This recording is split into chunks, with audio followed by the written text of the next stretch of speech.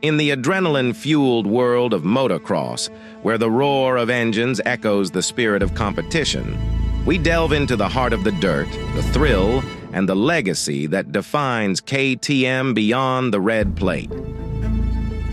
Welcome to Episode 4, where we embark on a high-octane journey through the Motocross Championship, a battleground where KTM's relentless pursuit of excellence takes center stage. From the roots of innovation to the pinnacle of global dominance, KTM Motorcycles has carved a path of passion and engineering prowess. In the 1970s, a pivotal moment ignited the spark that would set KTM on a trajectory toward motocross greatness. The revolutionary KTM 125 GS, born in 1973, thrust the brand into the forefront of the motocross arena, marking the beginning of a legacy written in mud, sweat, and victory. We now turn our attention to the motocross haven of South Africa. Despite being a relatively small third-world country, South Africa has carved its name into the annals of motocross history.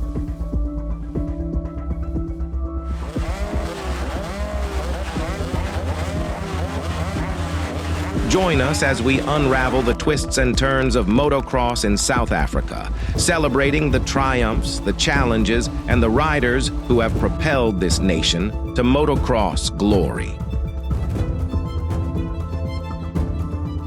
From the dusty tracks of the past to the high-flying stunts of the present, this is KTM Beyond the Red Plate, where the legacy of motocross meets the relentless spirit of KTM. The Red Bull KTM Team is a force to be reckoned with, fielding 4 seasoned riders who are already making waves in the ongoing season. Luke Grundy tearing up the MX125 class, and Cameron Durow dominating the MX2 class, both astride their formidable number 1 machines. Durow, a standout MX1 rider, is riding the wave of his runner-up finish last year, setting the bar high in both classes. Adding to the excitement is Trey Cox, the MX85 national champion from last year, now taking on the challenge of the highly competitive 2-stroke 125cc class alongside Grundy. And let's not forget Jonathan Emilimi, back in action in the MX2 class after his maiden outing last year. Emilimi, fueled by the hunger to reclaim his winning ways, is piloting his 250 SXF, aiming to add more championship glory to his already illustrious tally. As the races unfold and the dirt flies, the Red Bull KTM team is already leaving an indomitable mark on the ongoing motocross season. The roller coaster of adrenaline, skill, and pure grit is in full swing, and victory is the only destination on the minds of these KTM riders.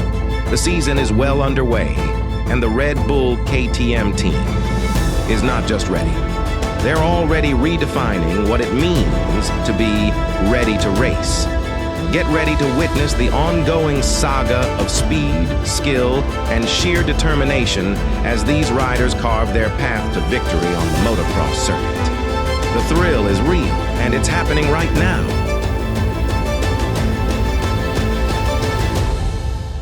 Get ready to kick up some dirt and ride with us into the heart of the 2023 Motocross Championship.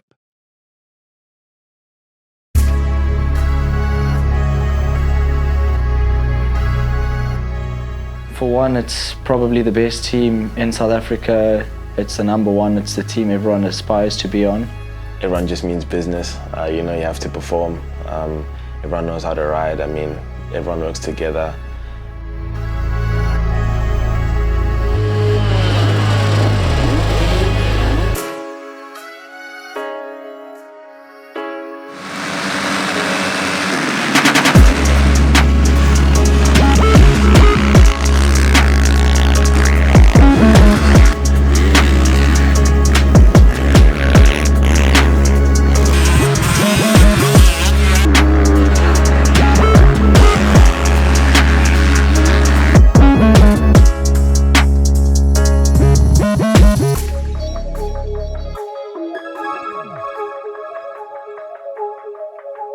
Unfortunately, at round 1 this year, Trey had a unfortunate incident with a slower rider after a terrible start, and he tore his rotator cuff in his shoulder, which put him out for 6 months, and that was his championship done. So our opportunity at winning that rested solely on Luke Grundy's shoulders.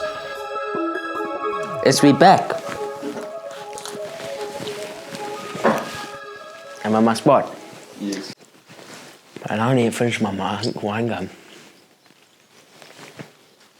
So, yeah, my setbacks and injuries have, everything's happened this year. I've never ever had an injury before this. And then obviously in February at the first round, I did a dumb mistake and I just jumped on, I landed on the back of someone's bike and I just fell in a weird position. I dislocated my left shoulder. And I was only out for 3 months, so I was happy with that. We could bring it quite down by quite a bit. And then, yeah, I got back. I was riding for 2 weeks, and then obviously Teza National was coming up, and I was like, yo, I want to do this. So I only had 2 weeks to prepare, so I think I rode 5 or 6 times on a real motocross track, and then, yeah, me and my coach were just doing motos just to try to get my fitness on riding back up, and yeah, so I raced Teza. It actually ended up really good. I went 4-3 for 4th, so yeah, I was really happy with how I had come back really good. And yeah, obviously I did have, in both motos, I got like 3rd in my starts and silly crashes. I went to like last and I had to come back, so I think I could have got a bit of a better result, so I was a bit bummed on that, but I was just happy to be back racing and back with everyone.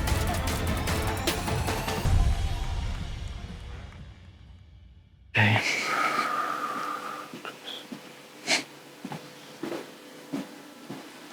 Oh, you're doing the planning for overseas now? Yes, my boy.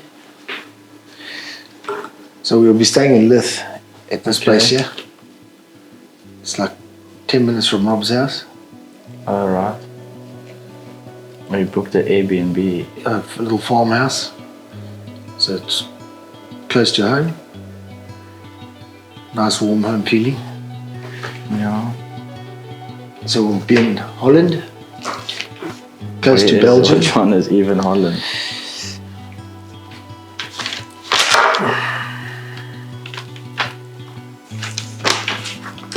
Yes. We're in Lith. Yeah. We're racing here. Okay. Okay, so we've got the south of German tracks. What track do you think would be good in Germany? Once you trained it there when you were there before. I've never trained in Germany. In the south of Germany when you were with Rob. I've been in one track, I think. I know the Netherlands doesn't have any hard pack for France, but maybe Belgium or Germany, but I don't know any of the track. Genk. Maybe Genk in Belgium, isn't it? Yeah, okay. And then there's some tracks quite close to the north of France. We'll just find out from maybe the McLellans. Yeah, and what's this? These were just we'll spend maybe one night at the Fletcher Hotel on the way back. That's in Os. Okay. And then we'll drive back to Amsterdam and we can take all the parts of the bike. Okay. Rob phoned me yesterday. He said he's got the bike there for you, and then KTM is supplying you a bike in France. Alright, well that's good. At least you got bikes sorted for Nation. Can you think of any we can try and do? What other tracks we can try and do when we're there? Because we're 9 days before we go to France. I don't know, I'm sure can ask a few people where they're going to be training before NA. Yeah. There's 1 or 2 tracks with similar soil but no elevation. But maybe the McLellans or Rob or someone knows something that we can train for NA. Okay. Yeah, we'll try and get everything set up. I think the suspension what we set up for America was good enough for NA. Yeah, I think the suspension setup's pretty good. I don't think the track will get too rough because I think backwards and forwards on the hills.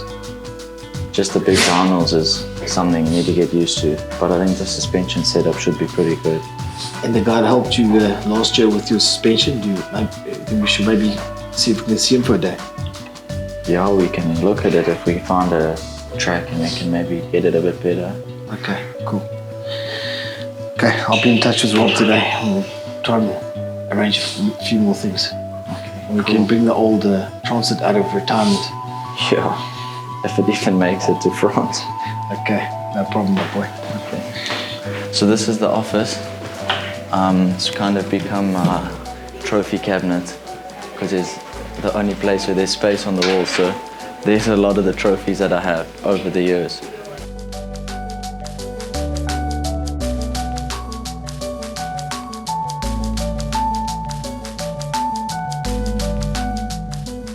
It's a set of headphones.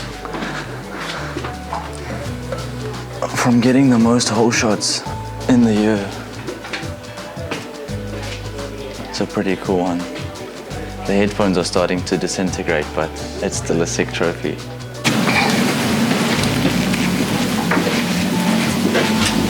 So this poster is actually my first win for KTM, and I think it was my first win in like 3 years after all my major injuries. So yeah, that one felt really good. My girlfriend got it made up for me.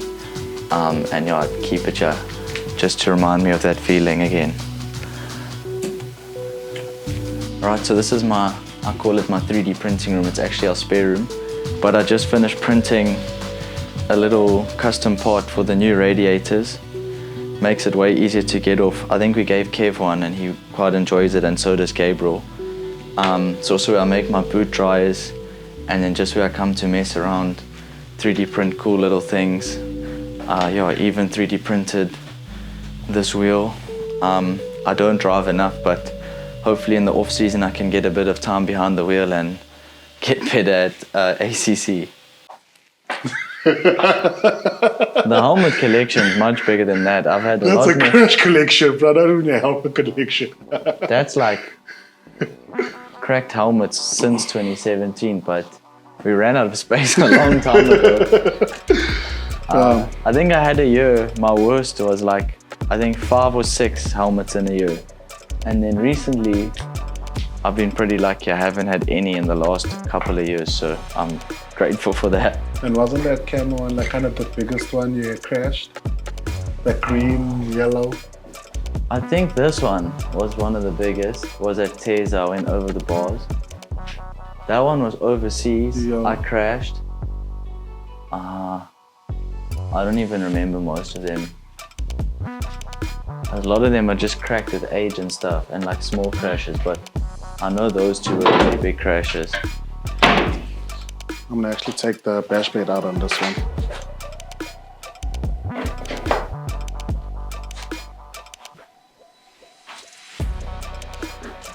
Why are you taking the bash plate out?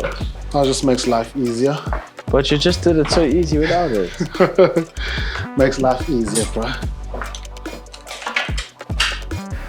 Here's my little tool that I 3D printed. I can say I didn't design it myself, but no one else can do this in South Africa that I've seen. It's got a nice cutout for the thing, and it gives you a lot more leverage to open the cap, and it makes taking it off that much easier. And I actually need to top it up.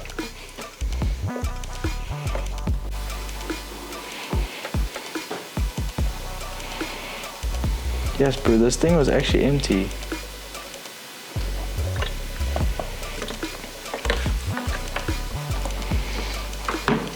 And then also makes putting it back on that much easier.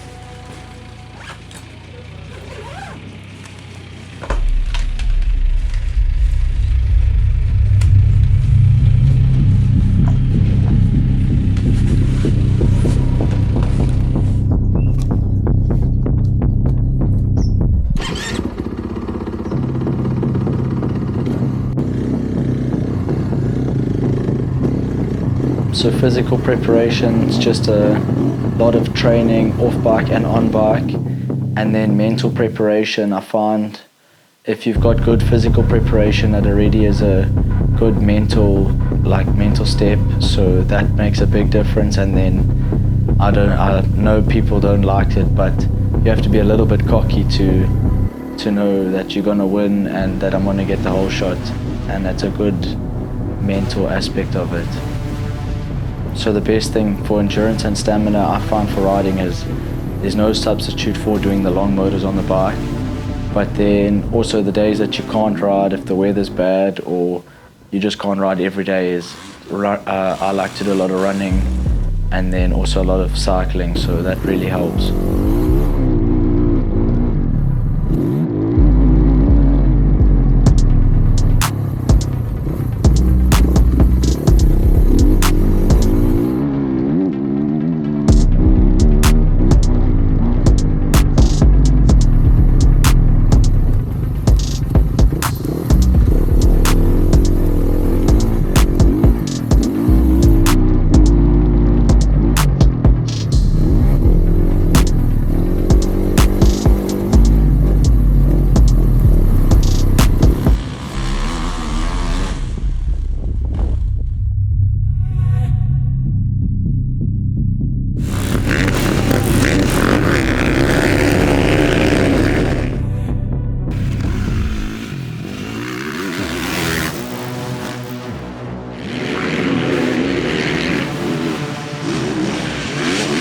So the biggest part of teamwork, I would say, in motocross is not really on track, but when we come off track on a race day, we can talk to each other about lines, about our starts and our races, and just compare experiences and try and help one another for the following heat. It's quite cool being sponsored by them, you know, having teammates that, like Jono and Cameron, they're always giving me advice. They're older than me, they've had more experience, so I'm always getting advice from them. The best mechanic in South Africa, it's working on the bikes is the misses with me, so he also gives me some good advice, and just everything, like, as a team, it's just so strong and it feels so good. It just feels good that your team has you, if you know what I mean.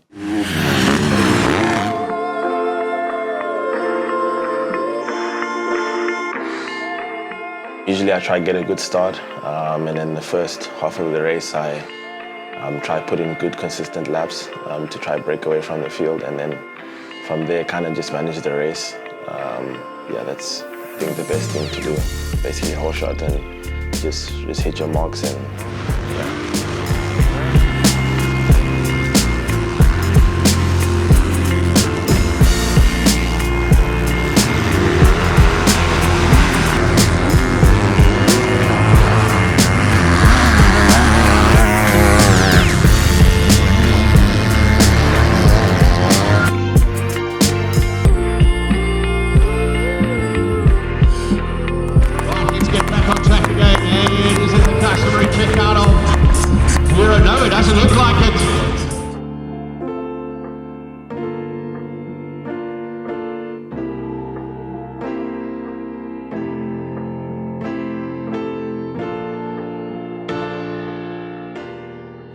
Yeah, just got home from Dirt Bike Fest. Unfortunately, it ended quite soon. I had a first motor in the 125 class. I had a crash, which ended my day.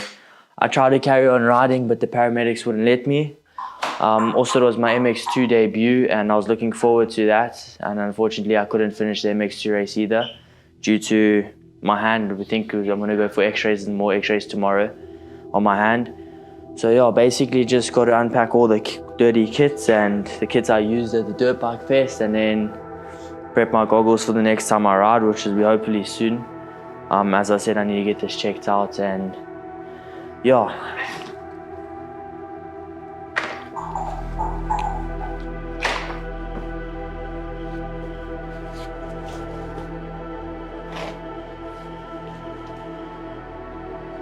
All clean kits. Kit that I didn't ride with, as again I ended short. So I got a whole bunch of clean kits still,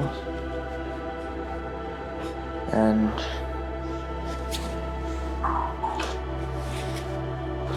yeah, very unfortunate. I was looking forward to getting back on the 250 and getting used to the 250. I mean, that was only my 4th ride on the 250, and I put in some good times and a good results. So I was looking forward to spending more time on the 250 and racing north versus south, but I don't think that's in the book anymore to do.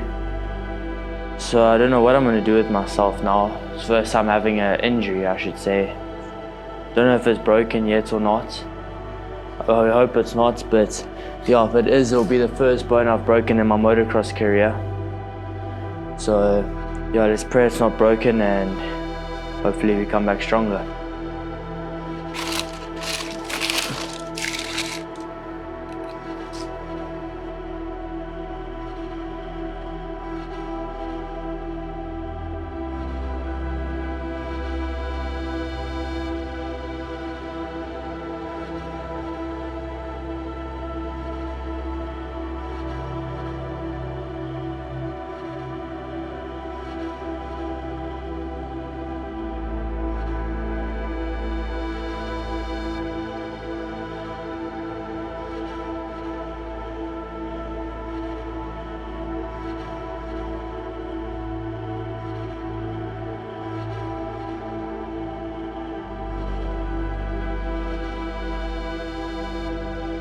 As you can see, this is the glove I crashed with. It's all dirty.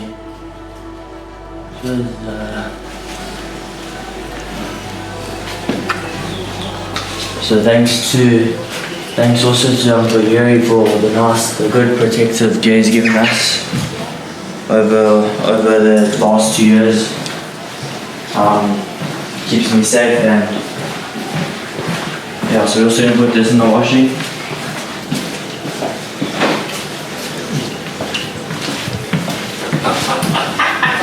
And yeah, it should be good. Should be done soon. Yeah, I guess for me, even it was a dream to be on Red Bull KTM factory team, and you know, to win a championship. It was all like, yo, that would be cool one day, like if I ever do that. And I guess you have to just dream about it and try and make it become reality every day. And anyone can do it. You just have to put yourself to it, and I think that's all it is and all it takes. As the curtain falls on the adrenaline-fueled ride of the Red Bull KTM Team's 2023 motocross season, we're on the brink of an epic finale. Episode 4 showcased the prowess, grit, and victories of our riders, from Luke Grundy's MX1-25 dominance to Cameron Duro's undeniable presence in the MX1 and MX2 class. But the journey doesn't stop here. Join us for Episode 5, the grand finale, where we wrap up the entire championship landscape. From motocross and enduro to cross-country, we'll celebrate the champions who conquered the dirt. It's not just a race. It's a legacy unfolding before your eyes. Don't miss the thrilling conclusion to KTM Beyond the Red Plate, as we honor the champions and relive the defining moments of this unforgettable season. The finish line is in sight, and the best is yet to come.